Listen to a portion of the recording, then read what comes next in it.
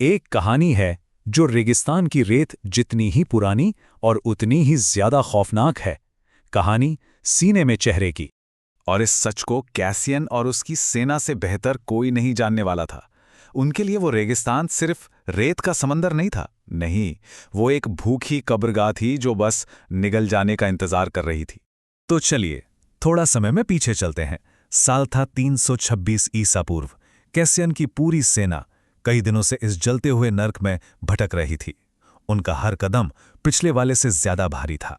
उम्मीद तो कब की दम तोड़ चुकी थी। हर सिपाही की आंखों में प्यास से ज्यादा मौत का खौफ तैर रहा था। उन्हें लगा कि इससे बुरा और क्या ही हो सकता है। पर वो गलत थे, बहुत बहुत ज्यादा गलत। क्योंकि रेगिस्तान का असली कहर सूरज ढलने के बाद शुरू होने वाला था।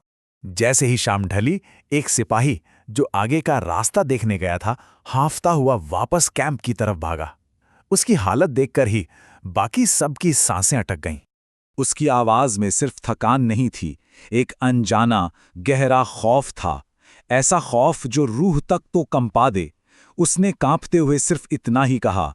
कैसियन, जो खुद भी थकान और गुस्से से बेहाल था, उस पर चीख पड़ा, क्या बकवास है ये? उसे लगा कि गर्मी की वजह से सिपाही का दिमाग खराब हो गया है। सिपाही के ये शब्द सुनकर मानो हवा ही जम गई। एक पल के लिए पूरे कैंप में मौत जैसी खामोशी छा गई, जैसे किसी ने कोई नामुमकिन बात कह दी हो। फिर वो खामोशी दबी हुई हंसी से टूटी। दूसरे सिपाही उसका मजाक उड़ाने लगे, कहने लगे, लगता है गर्मी दिमाग पर चढ़ गई है। लेकिन उस सिपाही ने अपनी बात पूरी की। उनका चेहरा उनके सीने में था। और बस इसी एक लाइन ने हर हंसते हुए चेहरे को पत्थर का बना दिया। अब कोई नहीं हंस रहा था। उस रात कोई ठीक से सो नहीं पाया। हवा में एक अजीब सी बेचैनी थी, जैसे कोई दूर से घूर रहा हो और सही मौके का इंतजार कर रहा हो। डर अब कोई मजाक नहीं था, वो हकीकत बनने वाला था। और जब सुबह की पहली किरण रेत पर पड़ी, तो जो दिखा उसने सबकी आत्मा सुखा दी। उनका एक साथी मरा पड़ा था। उसका सर अपनी जगह पर नहीं था और उसके सीने पर, हाँ, उसके सीने पर एक पूरा चेहरा उभरा हुआ था। अब किसी को कोई शक नहीं था, वो सिपाही पागल नहीं था, वो तो बस पहला गवाह था। और अब वो डर हर सिपाही के दिल में घर कर चुका था। दोपहर होते होते इंतजार खत्म हुआ। दूर रेत के टीलों पर कुछ साए दिखाई दिए। थे तो इंसानों जैसे, लेकिन कुछ बहुत अजीब था। जैसे जैसे वो करीब आते गए, वो भयानक सच सबके सामने खुलता गया। वो लंबे और ताकतवर थे। उनके कंधे चौड़े थे, लेकिन कंधों के ऊपर कुछ भी नहीं था, बिल्कुल सपाट। और उनके सीनों पर जिंदा जागते हुए चेहरे थे, जिनकी आंखें सीधे इन्हीं लोगों को घूर रही थीं। बिना किसी चेतावनी के हमला शुरू हो गया। कैसियन के हुक्म पर तीरों की बारिश हो गई। सिपाही अपनी तलवारें लेकर उन पर टूट पड़े, अपनी पूरी ताकत से अपनी जिंदगी के लिए लड़ने लगे। लेकिन उन पर कोई असर ही नहीं हो रहा था। तीर और तलवारें उनके जिस्मों में धंस रही थी, पर उन्हें जैसे दर्द महसूस ही नहीं होता था। वो बस आगे बढ़ते जा रहे थे।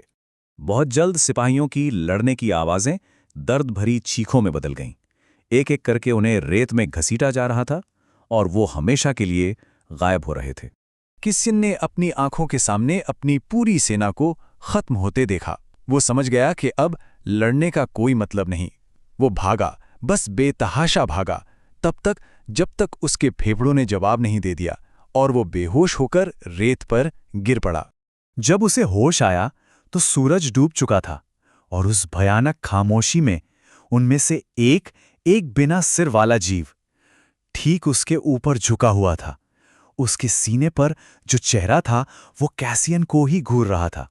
उस जीव ने अपना हाथ आगे बढ़ाया। कैसियन चीखना चाहता था, लेकिन तभी उसे अपनी गर्दन के पास एक अजीब सा खालीपन महसूस हुआ, एक ठंडक जहां उसका सिर होना चाहिए था। अपनी आखिरी बची खुची चेतना में कैसियन ने देखा कि उसका अपना शरीर खड़ा हो रहा है बिना सिर के, और उसके सीने पर एक नया चेहरा उभर रहा था। एक ऐसा चेहरा जो उसी की कटी हुई गर्दन को देख रहा था और मुस्कुरा रहा था। कहते हैं वो आज भी उस रेगिस्तान में भटकते हैं, तो अगली बार कभी किसी वीरान जगह पर ऐसा लगे ना कि कोई देख रहा है, तो शायद ऊपर देखने की जरूरत नहीं है, क्योंकि हो सकता है वो आंखें सीने पर हों।